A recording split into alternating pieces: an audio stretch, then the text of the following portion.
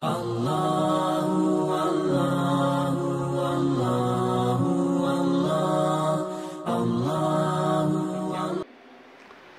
Ibu sekalian dirahmati Allah Subhanahu wa taala, pembahasan kita yang mengenai bagaimana tauhid kita dengan pelaksanaan ibadah salat kita. Dan kita sudah selesai rampungkan kemarin, itu sudah sampai kepada bacaan surah Al-Fatihah. Jadi mulai wudunya, takbirnya sampai selesai pada surah Al-Fatihah. Nah, sekarang yang kita mau sambung Bapak Ibu sekalian adalah bagaimana bacaan sesudah suratul Fatihah. Bagaimana pandangan agama kita bacaan sesudah suratul Fatihah. Nah, ini juga banyak muncul pertanyaan-pertanyaan epikogiro ya. Bapak Ibu sekalian, ini ada beberapa poin, insyaallah kita bisa selesaikan. Yang pertama tentang hukum.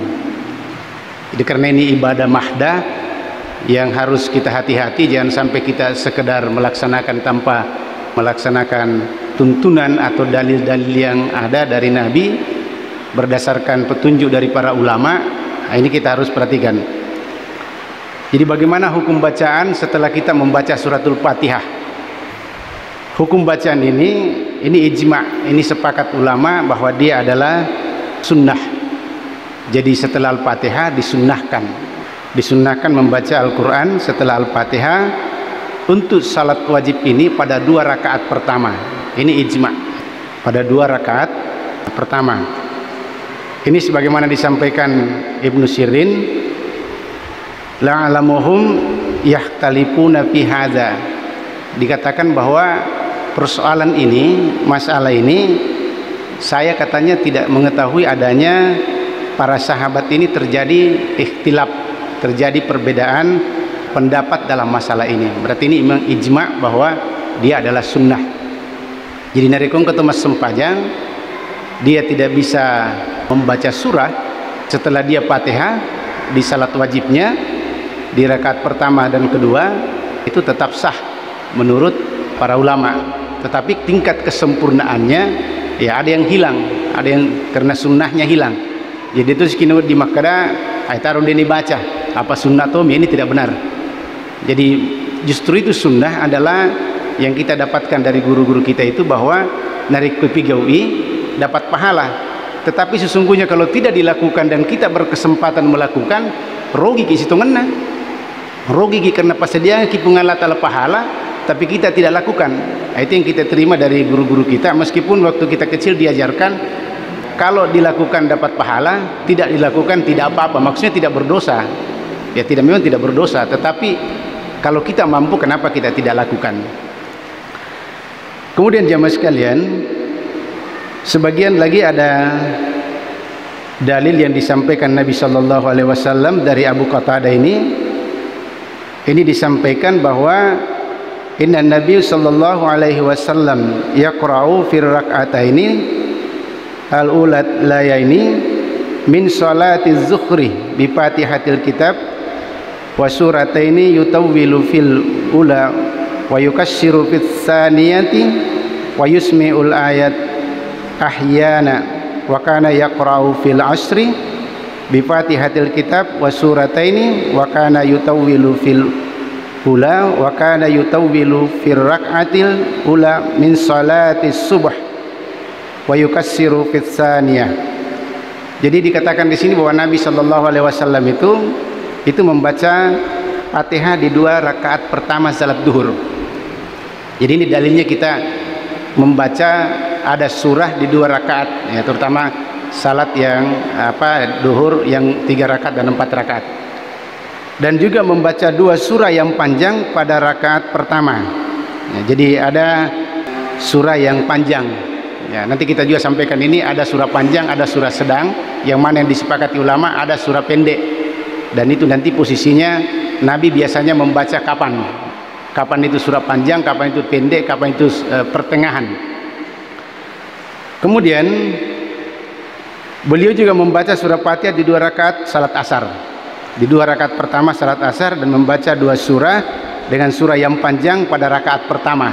Nah, inilah kira-kira yang dimaknai bahwa rakaat pertama itu melampai-lampai, kemudian rakaat kedua dia agak lebih sedikit kurang atau lebih pendek daripada yang rakaat pertama. Beliau juga biasanya memperpanjang bacaan surah di rakaat pertama salat subuh, memperpanjang bacaan di salat subuh, kemudian memperpendek bacaan di rakaat kedua. Ini dalam hadis riwayat Al-Bukhari 759, riwayat Muslim 451. Jamaah sekalian yang dirahmati Allah Subhanahu wa taala, ini ada perbedaan pendapat mengenai bacaan pada rakaat ketiga dan keempat. Jadi terjadi perbedaan pendapat ulama pada rakaat ketiga dan keempat. Meskipun secara jumhur ulama, sebagian besar ulama ini menyatakan bahwa tidak disunnahkan membaca Al-Quran pada rakaat ketiga dan keempat. Namun tapi kami pegawi amalan ini tidak terlarang. Jadi misalnya ada yang pada saat salat duhur atau salat isya di rakaat kedua dia mau tambah surah, tidak terlarang. Tidak terlarang menurut ulama kita. Dan ini juga dilakukan oleh para salaf.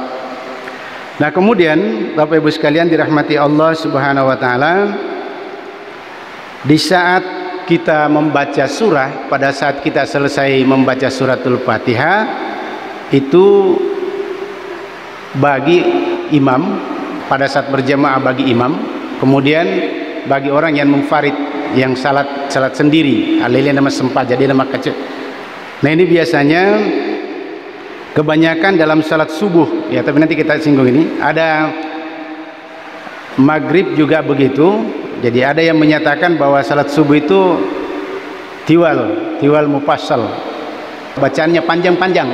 Ada juga yang menyatakan di maghrib itu qisar mufassal, maksudnya ponco-ponco. Tapi ada juga yang membaca bahwa itu adalah wasat mufassal, pertengahan, yang pertengahan. Nah, meskipun demikian, yang kita sampaikan di sini kita tidak melihat perbedaan-perbedaan ulama, tapi ada kita mengambil salah satu rujukan itu dalam yang dirajihkan oleh As-Suyuti dalam Al-Itqan fi Ulumil Quran, itu memberikan pendapat bahwa mengenai istilah kisar mufassal agar bacaan Quran setelah Fatihah itu yang pendek, yang mana yang dimaksud itu, bagaimana ukuran pendek menurut ulama? Ya, ku menurut yang pendek ponco-ponco ini kul-kul. Jadi ko masumpa aja kia paling banyak kul-kul atau ga inata ina tabatiada, itu yang menurut kita. Tapi bagaimana ulama memberikan persen ini? Kemudian tiwal mufassal. Jadi ulama memberikan ini, ada yang bagus ini. Fatiwaluhu ila amma. Tiwal mufassal itu ini tidak disampaikan, tidak dikatakan surah Kaf, tapi dimaksudkan di sini adalah itu mulai dari surah Kaf. Mulai dari surah Kaf itu sampai ammah, ila ammah. Jadi antara surah Kaf sampai amma yatasaalun. Itulah dimulai menurut ulama bahwa surah yang dikatakan panjang dalam bacaan salat itu pemula dari surat Kaf, kemudian sampai surah amma yatasaalun.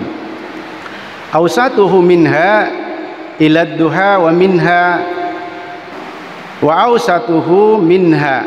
Kemudian yang pertengahannya itu adalah antara amma ila amma sampai kepada duha, surah ad-duha. Jadi surah pertengahan antara amma yatasaalun sampai surah ad-duha. Ini surah pertengahan. Nah, nanti kita lihat di mana Nabi banyak membaca surah tiwalnya, kemudian wasatnya di mana, kemudian kisarnya. Ila akhiril Quran kisaruhu. Jadi dari kemudian yang paling pendek, panjang, menengah dan pendek. Yang pendek itu mulai surah ad-duha, sampai akhir Quran, sampai surah An-Nas. Jadi wadduha sampai surah An-Nas. Nah, itulah sebabnya saya lihat banyak di sekolah-sekolah sanawiyah, aliyah atau pesantren-pesantren itu, ini saya lihat ini mulai surah Kaf sampai surah surah An-Nas ini banyak dijadikan sebagai bacaan-bacaan hafalan-hafalan wajib karena mengikuti pola yang disampaikan oleh ulama, bahwa yang panjang itu dari Qaf sampai Ammah, kemudian yang tengahnya Ammah sampai kepada Ad-Duha, dan yang paling pendek kisarnya itu adalah dari Ad-Duha sampai surah An-Nas. Nah, kemudian jamaah sekalian dirahmati Allah Subhanahu wa taala, nah ini menurut ulama ini yang paling dirajihkan, yang paling dikuatkan pendapat ini, ya ini yang kita pakai. Kemudian bagaimana Nabi mengimplementasikan bacaan? Nanti kita kembali kepada ini, kalau ini tosi maka toko ini. Bagaimana Nabi membacakan ayat-ayat setelah baca suratul Fatihah, kemudian kita kembali kepada kita, maka tosi ko ini. Apakah nanti ada jarak itu? Jangan sampai kita menyatakan, kita tidak seperti Nabi, misalnya begitu. Di saat waktu salat maghrib, ya itu di salat maghrib ini pernah Nabi Shallallahu Alaihi Wasallam membaca surah At-Tur. Ada juga yang menyatakan membaca surah Al-Araf. Dari riwayat ini ada yang menyatakan pernah membaca surah At-Tur, surah Al-Araf, dan ada membaca surah Al-Mursalat. Malam-malam berarti beda ada tadi bacakan kisar mufassal. Kalau maghrib itu baca yang pendek-pendek. Itulah sampai banyak kita, ada teman saya dari pondok pesantren juga itu yang di Mangkoso, katanya pernah diajarkan sama guru mereka itu kalau maghrib itu banyak kulkul. Saya tidak tahu apa. Jadi lain aku merimangi setiap dia imam itu ya selalu begitu. Asal maghrib itu ya kul ya ayyuhal kafirun. Apalagi kalau maghrib menjelang Jumat, qul a'udzu birabbil falaq, qul a'udzu birabbin nas. Ya mungkin tadi dari pandangan pertama tadi ini bahwa maghrib itu membaca kisar mufassal yang pendek-pendek itu. Dari mana ini? Dari Jubair bin Mat'am, dia berkata, sami'tu Rasulullah sallallahu alaihi wasallam yaqra'u bituril fi maghribi. Jadi saya mendengar kata Rasulullah sallallahu alaihi wasallam ini membaca surah Tur pada salat maghrib. Ini riwayat Muslim. Jadi ada riwayat bahwa Nabi salat maghrib begitu membaca surah At-Tur. Kemudian juga pernah ada ini dari Marwan bin Hakam. Ini disampaikan bahwa Anna Zaid bin Sabit qala mali araka yaqra'u fil maghribi bi qisaris sur. Jadi ini Sabit bin Zaid bertanya kepada Marwan, ini mengapa engkau membaca surah yang pendek-pendek ketika salat maghrib? Qad ra'aitu Rasulullah sallallahu alaihi wasallam yaqra'u fiha. Jadi dia membaca ya ini. Jadi dia membaca apa ini? Yang panjang-panjang. Ya, padahal saya pernah melihat Rasulullah membaca surah yang paling panjang. Maka Marwan berkata ini bahwa wahai Abu Abdillah, apa yang kau maksud surat yang panjang? Ia menjawab adalah Al-Araf, surah Al-Araf. Berarti Nabi katanya pernah membaca surah Al-Araf. Bayangkan kalau Araf baca salat maghrib kira-kira tende-tende kira-kira ini. Kemudian dari Ibnu Abbas juga menyatakan bahwa ini ada dari Ummu Fadil, bahwa Ummu Fadil itu mendengar bahwa surat Wal Mursalat urfa. Kemudian Ummu Fadil berkata, wahai anakku, demi Allah engkau telah mengingatkan aku dengan bacaan surah ini, bahwa ini adalah surah yang dibaca ketika salat maghrib terakhir yang dilakukan Rasulullah SAW. Jadi pernah juga Nabi membaca Al Mursalat pada salat maghrib. Nah, bagaimana nanti mengkompromikan ini untuk kita, kondisi kita? Ya tentu kita mungkin tidak sepenuhnya seperti Rasulullah SAW. Tapi kalau mau dilaksanakan jelas ada dalilnya. Kemudian yang kedua adalah salat Isya. Ini salat Isya ini pernah terjadi, ada sesuatu yang kejadian di salat Isya. Ada jamaah keluar dari salat berjamaah itu. Ini peristiwa dari Muaz bin Jabal. Jadi Muaz bin Jabal ini pernah memimpin memimpin salat di kaumnya setelah dia salat bersama Rasulullah Jadi Masempajang jo sibana bitta, kemudian dia pergi di kaumnya untuk memimpin salat Isya. Anna Muaz bin Jabal radhiyallahu anhu kana yusalli ma'an Nabi sallallahu alaihi wasallam. Thumma yanti qaumahu fayusalli bihumus shalah. Faqra bihumul Baqarah.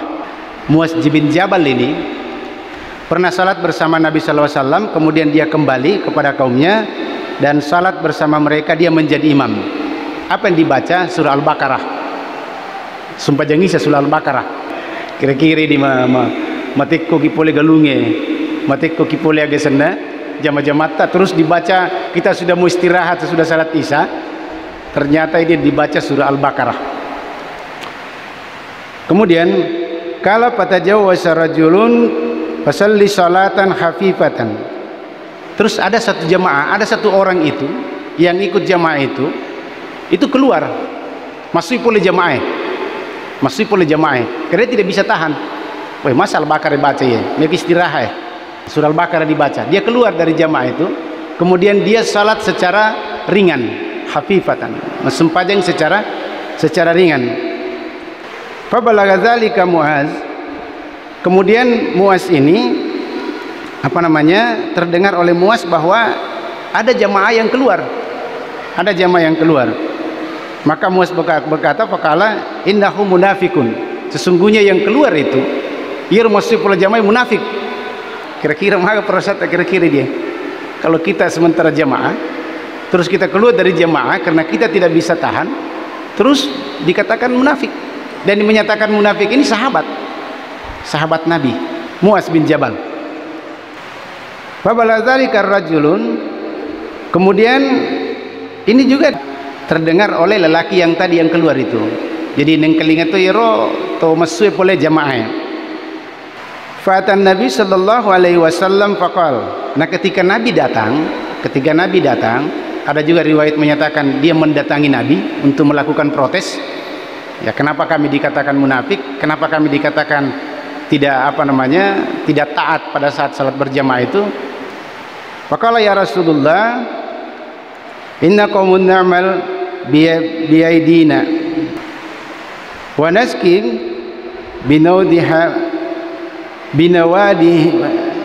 binawadihina wa im Muaz shalla binal barihah. Jadi dia menyatakan bahwa wahai Rasulullah, karena ini orang ini adalah namanya haram. Orang ini disebut namanya haram. Dia pekerja petani kurma. Dia bekerja sebagai petani kurma. Dan dia pada saat tertentu dia harus menyiram kurma-kurma itu. Nabolo yorokaromai supaya dia bagus tumbuhnya. Nah, kemudian jadi saya katanya bersalat sama Muaz pada waktu itu. Kemudian dia membaca surah Al-Baqarah. Kemudian pedangana sampai sama anni munafikun. Itu adalah munafik. Faqala Nabi sallallahu alaihi wasallam, Nabi berkata, memberikan penenangan. Jadi Nabi Tayyib menyelesaikan persoalan pada saat itu. Ya, ini persoalannya kan orang keluar dari jamaah. Nah, orang keluar dari jamaah itu sebenarnya tidak boleh, harus ada ketaatan. Tapi pada saat terjadi begini maka harus pemakluman. Orang boleh keluar dari jamaah kalau ya kejadian seperti ini. Ya Muaz, afattadun danta, apakah kamu ingin membuat satu fitnah? Apakah engkau membuat fitnah ini? Umpan rasa-rasa tahu ya. Nanti orang keluar semua bilang, begitukah Islam begitu beratnya? Masempaja kibali wasusan, angka jama-jamata kesembilan pigau. Metuk istirahat misalnya, kenapa begitu berat sekali ini? Artinya jangan karena mentang-mentang dia dekat dengan Nabi sahabat maka Nabi menenangkan. Apakah kamu mau membuat fitnah ini Muaz? Sampai dikatakan salasa, 3 kali dikatakan begitu. Apa kamu membuat fitnah ya Muaz? Iqra wasyamsi waduhaha. Muaz, supaya menyamangi jangan terlalu panjang, bacalah wasyamsi waduhaha. Sekitar memadailah itu baca wasyamsi waduhaha atau sabbihis marabbik, ya, surah Ala. Itu bisa dibaca seperti itu. Nah, ini jamaah sekalian dirahmati Allah Subhanahu wa taala. Kemudian salat zuhur, bagaimana Nabi banyak melaksanakan salat zuhur ini juga hadis dari Abu Sa'id Al-Khudri. Dari Abu Sa'id Al-Khudri ini pernah dia katakan bahwa kami mengira panjang salat Rasulullah SAW itu ketika salat zuhur itu mengira-ngira di 2 rakaat pertama itu sekadar bacaan surah Alif Lam Mim Tanzil, As-Sajdah, Sumpah Jaloro ini dia membaca surah As-Sajdah. Nah, kita biasanya, saudara-saudara kita yang lain biasa membaca As-Sajdah di hari Jumat subuh, kemudian rakaat kedua Al-Insan. Dan kami mengira-ngira 2 rakaat terakhir itu beliau membaca setengah dari itu. Jadi megangin baca surah yang pertama itu. Pada salat asar seperti 2 rakaat beliau juga pada salat zuhur. 2 rakaat terakhir beliau pada salat asar seketika setengahnya. Nah, ini riwayat Abu Bakar. Kalau di riwayat Abu Bakar ini tidak disebutkan Alif Lam Mim Tanzil, namun dia berkata sekitar 30 ayat. Sekitar 30 ayat. Sekitar 30 ayat untuk dibaca. Nah, jamaah sekalian dirahmati Allah Subhanahu wa taala, bagaimana dengan salat subuh? Salat subuh ini biasanya pernah membaca Nabi itu surat Qaf dengan surat Takwir. Itu dalam salat subuh. Ini dari Qutbah bin Malik. Juga pernah Nabi salat subuh bersama apa? Pernah juga salat subuh bersama Nabi itu pada rakaat pertama membaca surah Qaf. Kemudian juga pernah membaca surah At-Takwir, ya ini sama. Itu di salat subuh. Nah, kalau kita melihat di sini jemaah sekalian, dari bacaan-bacaan Nabi ini yang paling banyak panjang itu adalah di salat subuh. Salat subuh yang panjang-panjang. Nah, kemudian bagaimana kondisi dibaca yang pendek-pendek itu? Kapan dibaca kondisi pendek-pendek itu? Nabi membaca dan para sahabat juga ada membaca surah yang pendek itu kisar mufassal, bukan tiwal. Kalau tiwal yang panjang itu biasanya dalam saat safar, perjalanan, melalaki.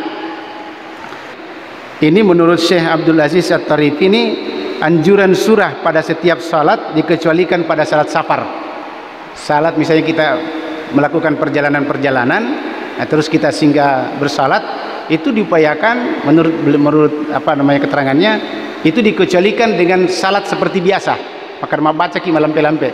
Bahkan ada yang disampaikan bahwa Nabi membaca itu muawwizatain, qul a'udzu birabbil falaq dan qul a'udzu birabbin nas.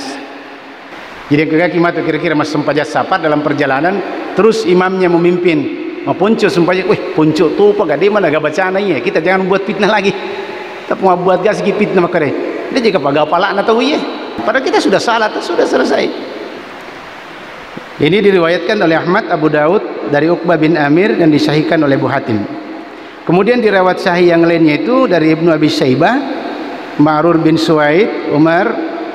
Jadi dari Umar bahwa ketika Umar sedang safar berhaji, beliau salat subuh dengan membaca li'ila fi Quraisy. Apun coro? Kira-kira kemacuki batu kita sementara perjalanan terus ada yang membaca surat-surat pendek begitu li'ila fi Quraisy. Mana kali li Quraisy mana? Dia dibaca-baca minimal lawad duha atau apa? Atau yang lebih tinggi-tinggi. Ini mereka mengambil dasarnya seperti itu. Juga ada sahih dari Amir bin Maimun bahwa ketika salat dalam safar itu membaca qul ya ayyuhal kafirun dan qul huwallahu ahad. Jadi 2. Ini yang disampaikan. Nah, masalahnya ini, sekarang kembali kepada kita, itu kondisi ideal antara Nabi, sahabat dan termasuk pada ulama-ulama terdahulu. Mereka masih kuat dan pendukung-pendukungnya, pengikut-pengikutnya masih kuat. Nabi dengan sahabat masih kuat. Sahabat dengan para murid-muridnya, para teman-temannya lagi, para tabiin masih kuat. Tabiin lagi masih kuat. Para ulama terdahulu dengan murid-muridnya masih kuat. Tapi kok gini? Ini masalahnya ini. Bagaimana kondisi kita? Apakah kita mau ideal seperti ini? Boleh. Yang mampu silakan. Yang mampu silakan kalau mau ideal seperti ini. Tapi bagi kita yang tidak berkemampuan seperti itu, maka ada pendapat ulama diambil dari hadis Nabi sallallahu alaihi wasallam. Jadi kemas sempajaki bagi kita yang dalam keadaan berjamaah ada yang harus kita perhatikan. Maka dianjurkan bagi imam untuk menyesuaikan diri dengan kondisi makmum. aja tosi tapayeleki di tapadal di imam. Mau idealnya seperti Nabi misalnya, mau idealnya seperti Nabi, yamba ni materu, karena memang hafalan kita mungkin banyak atau kuat. Tapi menyelisihi apa yang disabdakan Nabi. Jadi ini ada dari hadis Bukhari 90 dan Muslim 467. Idza ma'ahadukum an-nas, ahadukumun nas fal yukhaffif. Narekongka ku di antaramu palawangmu iku mana tuh. Jika ada di antara kalian yang ditunjuk menjadi seorang imam bagi manusia, bagi makmum-makmumnya, maka dia di imam, fal yukhaffif, maka ringankan aja mumpan rasa-rasa makmumnya. Meskipun tadi idealnya tadi begini, karena ini kondisi kita beda, apalagi kita di masjid begini yang hadir sampai 200-300 orang berjamaah, itu sangat beda kondisinya. Di situ di dalam ada fa'inna fihim syagir, di situ ada anak-anak kecil. Ya kan karena Nabi cuna surah malampe dega anak gocan itu lena, pura si salto ada cua si lena, lari si lemondo, akhirnya kita terganggu. Di situ ada anak kecil belum paham ini, belum bisa melakukan seperti itu. Di situ juga ada juga orang-orang yang orang tua, wal kabira. Jadi selain anak-anak ada orang besar, ada orang tua. Orang tua yang dimaksud di sini ya orang tua yang apa? Wadhaif. Orang tua yang dhaif, orang tua yang lemah. Apa dia dikasih utuna? Karena matua metoni lakan apa berdiri juga sudah tende-tende ikut tetong makwe. Terus dibaca bacaan seperti tadi ini, Al-Baqarah misalnya. Ini sama dengan memberikan penyiksaan kepada ini. Jadi yang kayak matur apa? Langsung kita wah iya kan sering pengajian di Mujahidin. Lu ke kampungnya apa kade ini cek dia itu merepeki pengajian. Oh yamba nih engkau apa lata misalnya oleh apa le goso ini. Kemudian wal maridah, di situ ada orang sakit, ada orang karena menginginkan salat apa namanya kesempurnaan salat itu, menginginkan pahala dengan 27 derajat, maka dia berjamaah meskipun dia sakit, kalau mana kasih tudang, kalau mana kasih tendre. Kemudian faidza shalla wahdahu falyusalli kaifa syaa. Nah, tapi kalau Anda sendiri ya ku aleleta ya bagaimanapun terserah Anda mau ambil tasbih di geso silahkan, satu juz silahkan. Kalau Anda sendiri kan tidak ada yang mengganggu. Nah, ini prinsip-prinsip yang disampaikan di dalam mengenai masalah seperti itu. Nah, kemudian selanjutnya jamaah sekalian, biasa juga kita membaca dalam satu karena kurang ya apa kita lupa atau bagaimana atau disengaja. Kalau disengaja tidak boleh ya. Biasa membaca pangukui ilimurna baca. Jadi tidak boleh. Jangan, usahakan jangan. Kami kamu buat ding. Kemudian juga ada juga ini pendapat dari ulama ini mengenai masalah di dalam satu rakaat, 2 rakaat terakhir itu kalau bisa surah itu yang diambil jangan dipotong, apalagi mau puncu-puncumui jangan dipotong. Misalnya wadduha aja dipotongi. Jadi yang kira-kira biasa ada memotong, lanjutkan supaya karena begitu mereka orang terdahulu melaksanakan seperti itu. Ya kecuali memang yang surah panjang ya memang harus terpotong, mesti terpotong melampai.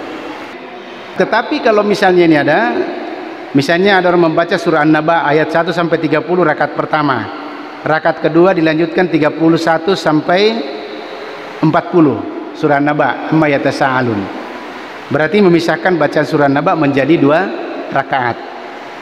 Tentang yang sesuai dengan sunnah, membaca satu surah atau satu bacaan itu 1 rakaat, tidak memisahkan satu surah atau satu bacaan menjadi 2 rakaat.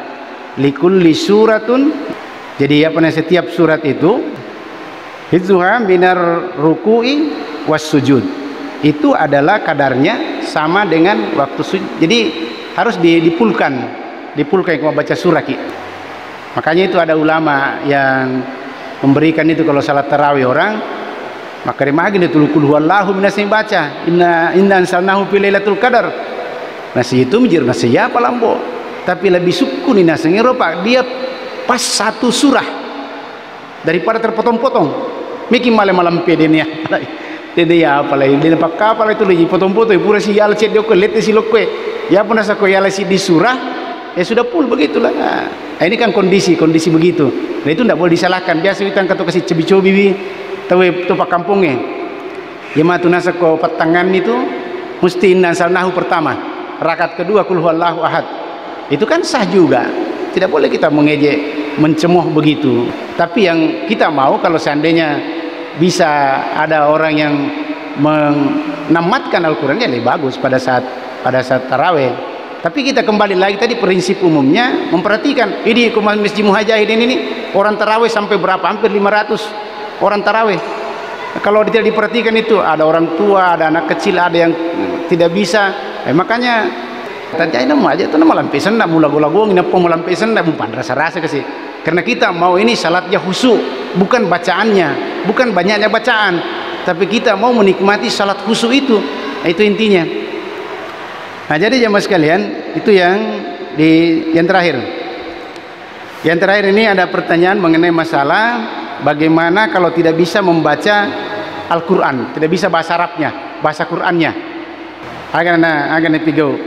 Jadi dia tidak bisa membaca Al-Quran. Ini saya mengambil dari tanya jawab agama Majelis Tarjih Muhammadiyah. Ada pertanyaan seperti itu. Nah kemudian bagaimana menyelesaikan persoalan seperti ini?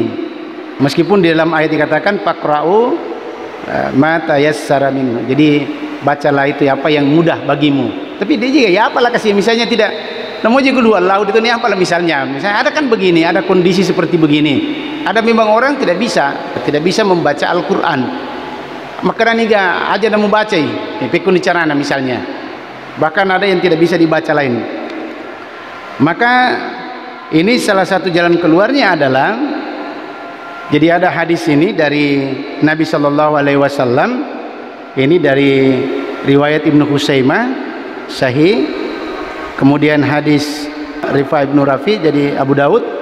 Ini dikatakan apabila engkau hendak mengerjakan salat ya maka berwudulah seperti yang diperintahkan Allah. Kemudian bacalah syahadat. Maksudnya itu kepada kimat jenni baca doa asyhadu an la ilaha illallah wahdahu la syarikalah. Kemudian bertakbirlah, berkamatlah. Kemudian bertakbirlah jika engkau ada menghafal beberapa ayat Al-Qur'an, maka bacalah dia. Jadi engkau pala takura bacai. Dan jika tidak narik kodega bacana, maka bertahmidlah. Kemudian bertakbirlah dan bertakbir kepada Allah. Jadi alhamdulillah di situ ada alhamdulillah, Allahu akbar, la ilaha illallah. Kemudian rukulah dan bertumakninah dan sampai terakhir.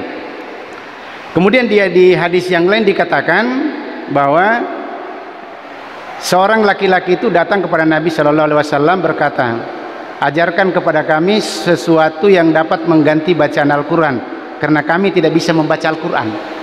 Jadi dia keseluruhan memang ada orang tidak bisa baca Al-Qur'an. Nah ini tidak boleh juga kita mencemooh, mau meremehkan, dia juga agak tugai dan mau napa itu tidak boleh. Justru kita membuka tempat-tempat bagaimana dia bisa mengerti Al-Qur'an, bisa baca Al-Qur'an. Ya termasuk yang dirancang Pak Firdaus di sini. Yang mau belajar mengaji silakan. Nanti kita atur waktunya. Daripada ke situ lipas salah, bacamu. Itu kesalahan kita yang tahu Al-Qur'an. Kenapa tidak diajari? Ya, dia cuci pas salah makor. Nah, jadi ajarkan kami karena kami tidak bisa baca Al-Qur'an. Maka Nabi katakan subhanallah. Ya aku dia mulai baca pawiro, akan aku subhanallah walhamdulillah wala ilaha illallah wallahu akbar. Wala ilaha illallah wala haula wala quwata illa billah. Ini harus dibaca. Jadi kalau kakak tu mau makan tu pikir cara nak kasih duit semua baca Quran aku baca. Suruhlah baca. Subhanallah walhamdulillah wala ilaha illallah wallahu akbar. Wala ilaha illallah wala haula wala quwata illa billah. Ini yang diberikan kepada orang yang tidak bisa membaca Al-Qur'an. Anak jamaah sekalian dirahmati Allah Subhanahu wa taala. Ini tuntutannya ini apa? Dalam rangka kita banyak berdialog dengan Allah untuk membaca Al-Qur'an itu. Terutama pada saat kita salat munfarid, salat sendiri, itu dialog kita dengan Allah begitu. Karena siapa yang membaca dengan Al-Quran, kata Nabi, ini kata membaca Al-Quran sama kalau dia bercakap-cakap dengan Allah. Pada itu ke sifat bicara dengan Allah Ta'ala. Maka di saat kita salat, ya terutama kalau kita salat sendiri, kalau bisa diupayakan kita memperbanyak bacaan Al-Quran. Bahkan ada ulama menyatakan boleh melihat mushaf kalau kita salat sunat. Ya, salat sunat boleh kita melihat mushaf supaya memperbanyak bacaan itu.